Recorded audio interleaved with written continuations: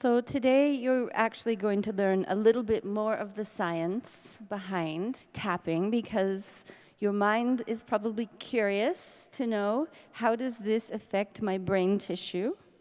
How does this affect the electricity in my body? What do these points do? What do they mean? And then you probably also want a deep experience of tapping. Raise your hand if you want a deep experience of tapping. Then you will have one. So I want to say, first of all, that the emotional body, meaning the part of you that feels human and has feelings, is as important as your spiritual body, the part of you that has transcended that and knows perfection. These two have to be friends for you to experience enlightenment in your body in this lifetime. There's not a way around. You can try not to feel. You can pretend that you don't have feelings. You can get angry at yourself when you have feelings and cry and hide, but none of that will bring you peace. So the first thing we do if we really want to let the divine into us is clean the house. And this is a house cleaning tool. If I've been living in a house that I felt some rooms were broken and I didn't want anyone to see this part of myself, I wouldn't want to have a party. I would feel too embarrassed to have the divine come for tea. So, as much as we would like to say, I am fine, I have no more feelings, all is well, I am one with the divine,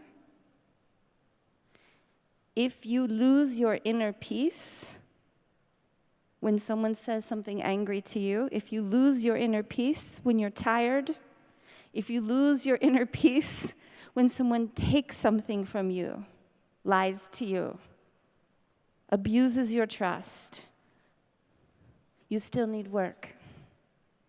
And this work will bring love to where the pain lives in the ego, because ego is only fear. It will bring love to where there was no love. And when love lives everywhere, the house is clean. And then we do have a party with the divine and with the angels inside of our palace, inside of our temple. And it's a dance party. And it feels great. So I'm going to teach you how to clean your house today. And I'm also going to give you the real hard scientific evidence and facts. They've studied this technique for 25 years. And when it began, we couldn't explain why it worked so well. And in the West, that was a big problem. They can't say meridians are real. They're like, no, prove it. This affects your blood. No, prove it. This affects your DNA. Prove it. And we did. So today you get to see some of that evidence for the skeptical part of your mind and the part that needs knowledge, needs to know and not just believe and have faith in the magical fairy godmother standing here in a golden gown. So this is because I like to wear this. It's fun for me and maybe entertaining for you. And easier for the medicine that is not so sweet.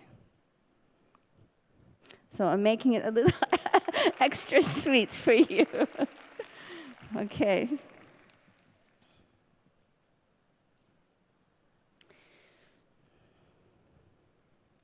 When we deny our feelings, it drives them deeper. And no matter how many spiritual practices and prayers and pujas and meditations you put on top of that, this pain is still underneath it.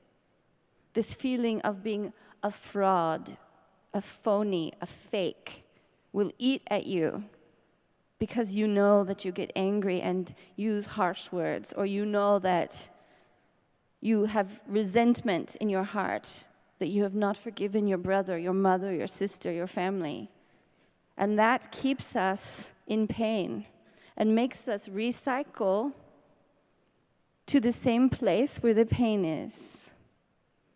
We call it karma. This is a karma cleanup tool. And karma is made in this lifetime and healed in this lifetime. You also have very good karma from other lifetimes, which is probably why you're here, because you did many good things that inspired you to learn and grow. You've been on a spiritual path for a long time.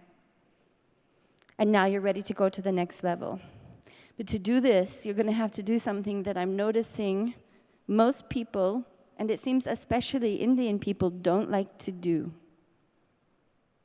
To be vulnerable. To actually admit how painful something is in front of yourself, much less in front of someone else hearing you. So it is not necessary for the whole room to hear your pain, for you to heal, but it is necessary for you to be honest with yourself and do this activity vulnerably, because that vulnerability turns it into a sacrifice and a gift to God.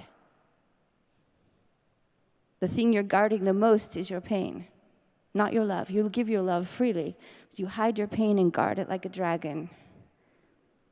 This is my pain. No one can see it. No one should know. I'm hiding it inside myself, behind my eyes, behind my smile. No one's going to touch it. This is what we have to give to God. This is what God considers a sacred offering, the thing we prize the most. Our egos, our pain, our fear, our disappointments, our grief. And when we give it to the divine and we put it on the altar and we leave it there and say, okay, here it is. God says, good, now I give you peace and love here. Will you forgive yourself now? And when we say yes, we're free. End of lesson, ding, go to the next level. A new star in your crown. So this is what we're doing today. Is that clear? So last time I heard some people were like, we want more tapping time. So you're getting more tapping time today. But I stopped last time because you weren't willing to be as vulnerable as you need to be. This was day one, your first moment to see me, your first moment to know about any of this, and then to tap on, I'm going to change the world. It was a big one. So today, you're going to choose your topic yourself, where you have pain, one thing that you would like to heal, to experiment with. Stay curious. You don't have to believe me. I don't want you to believe me. I want you to believe your own experience. And if you have an experience, which I think you will, if you're willing to be vulnerable. Say it with me. Vulnerable. And now everybody say, ooh! Ooh! Vulnerable. No! Vulnerable. Okay? Okay. Pain was in every part of my body for many, many years. I stopped needing a doctor.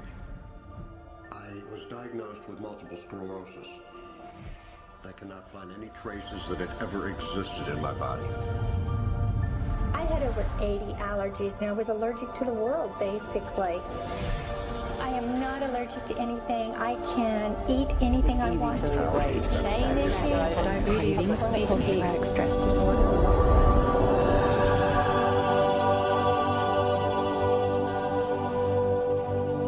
EFT stands for Emotional Freedom Techniques, and it's an emotional version of acupuncture, except we don't use needles. Instead, we address emotional issues. The emotional contributor to disease and ailments and physical things is far greater than the emphasis that's been given to it to date. All of us know intuitively that if we're carrying around angers and griefs and guilts and traumas, it shows up physically. If somebody is really angry, their stomach is tight, maybe the veins down out on their neck, their blood pressure goes up. Emotions cause physical things. Well, you keep that body a long period of time, now you're looking at diseases. You know, in my own case, I got tired of giving medications which would just treat the symptoms and didn't really address what I thought was the underlying problem. EFT, on the other hand, zeroes right in on it. And I think that's why we get results where nothing else will. It's possible to clear emotional issues at a deep enough level that physical healing results. Acupuncture relies on the fact that there are subtle energies that run throughout the body called meridians. If they're not flowing well, the body's health does not do well. And what I found was something just very stunning. If we stimulate these meridians, tapping on them with our fingertips, it tends to balance things out, and people that would have an intense emotional issue, it would just fade. Sometimes it would happen in minutes. Once you start taking care of these emotional issues and doing it correctly and really resolving them, physical things start to subside as well. Immediately, I could control my pain levels. I cannot think of one case it did not work on a migraine. My migraine was gone in 10 minutes. I don't have diabetes anymore. I don't have to check my blood anymore. I gave my blood meter to my sister, whose cat has diabetes because he's overweight. What we've really done is taken a very ancient, very well-established process, the ancient Chinese way of going about healing. We've dusted it off, and we've added an innovation or two, and this is the new forefront to me. We're on the ground floor of this new healing high-rise. When I was 10 years old, I fell down a 25-foot hay chute that landed in a sitting position on a concrete landing, compressing my spine. I underwent my first back operation in 1971, a second one in 1972, a third one in 1979, a fourth one in 1984, a fifth one in 1992, and a sixth in 2002. With each surgery, the pain just got worse. I lived in pain my entire life. I lived on Tylenol with codeine 4. I took them like candy. I was diagnosed with multiple sclerosis, which was another devastating blow, and my response to that was, God, how much can I take? I was totally wheelchair bound for 5 years. EFT brought me out of the wheelchair, put me onto arm crutches, which my doctor said would never happen. Went from arm crutches to giving up Social Security disability and returning to work. I see EFT cure things that are incurable all the time. When it comes to the MS, I'm completely cured. It's gone, it's non-existent in my body. I'm 54 and I'm doing jumping jacks now.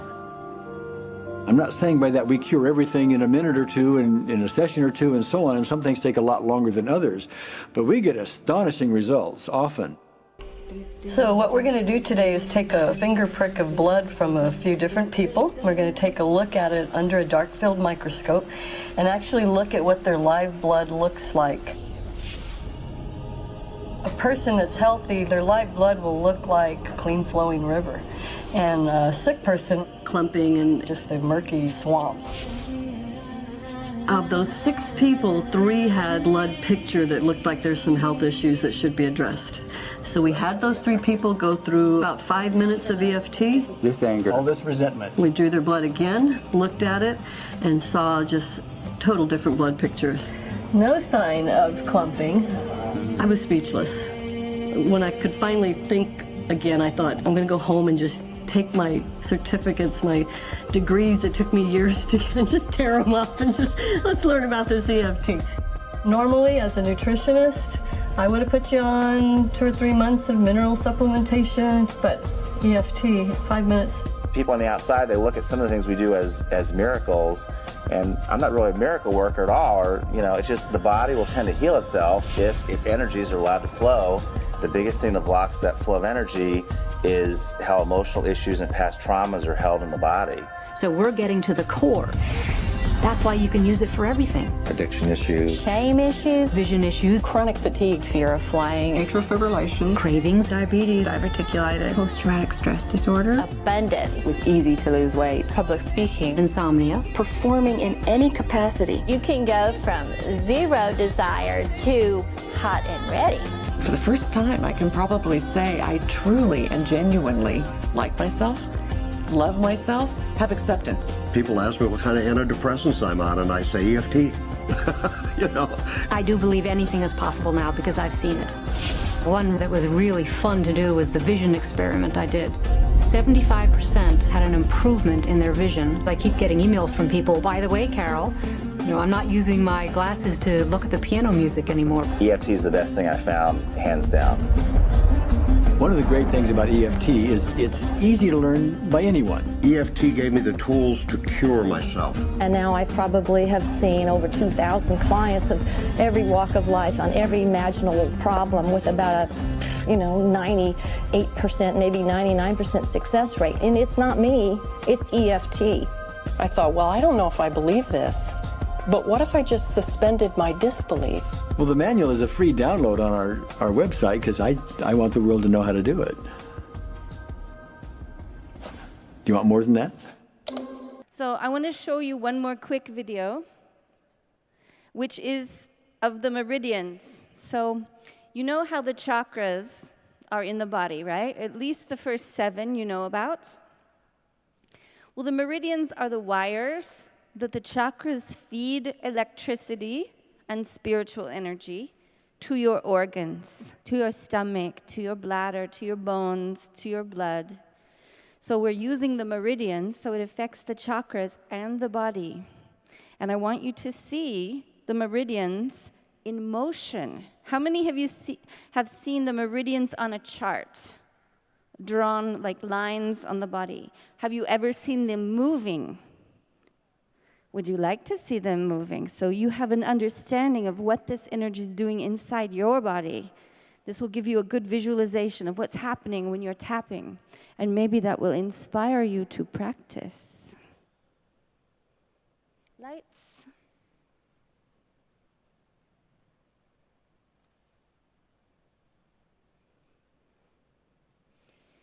So you're going to be tapping on the front of your cheek, and that whole line will light up. Your finger, little finger, all the way inside your body to those bones, to your heart, to your bladder.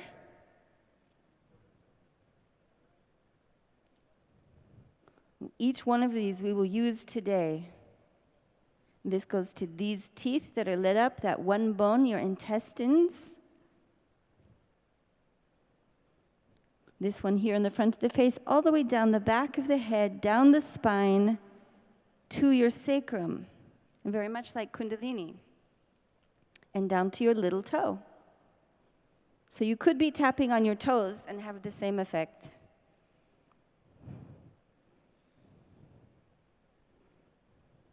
And every bone that is lit up and every organ that is lit up shows you what this meridian feeds with its energy.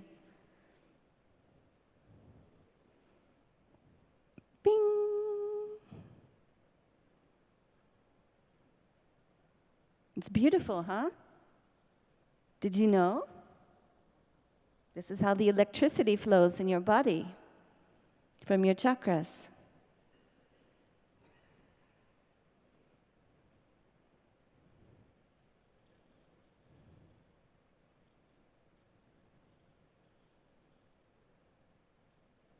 So just one more minute. I think you get the idea, yeah?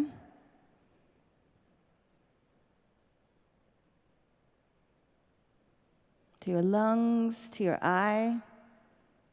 Okay. Thank you.